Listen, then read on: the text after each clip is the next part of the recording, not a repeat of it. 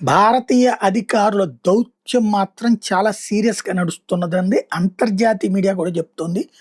గత 10 రోజుల్లో భారత అధికారులు Kazakhstan, Kyrgyzstan, Tajikistan, Turkmenistan, Uzbekistan లాంటి దేశాలతో మాట్లాడుకొచ్చారు.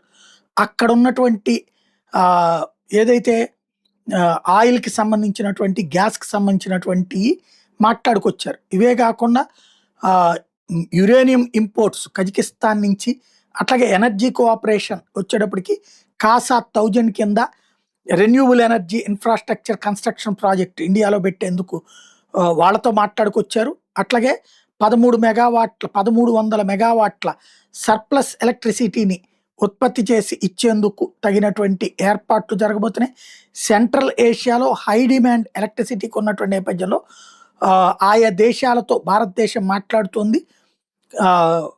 పాకిస్తానీ పోర్టులకి సంబంధించినటువంటి వ్యవహారాలు వీటన్నిటిని పక్కన పెట్టి చాబహార్ పోర్టు లాంటి భారతదేశం చేతిలో ఉన్నాయి అన్నదాన్ని గుర్తు చేస్తూ రాబోయేటటువంటి రోజుల్లో మేము అందరితో సఖ్యంగానే ఉన్నాం కాబట్టి మాతో వ్యాపారం కరెక్ట్ అన్నటువంటి రూట్లో చర్చలు జరుగుతున్నాయి.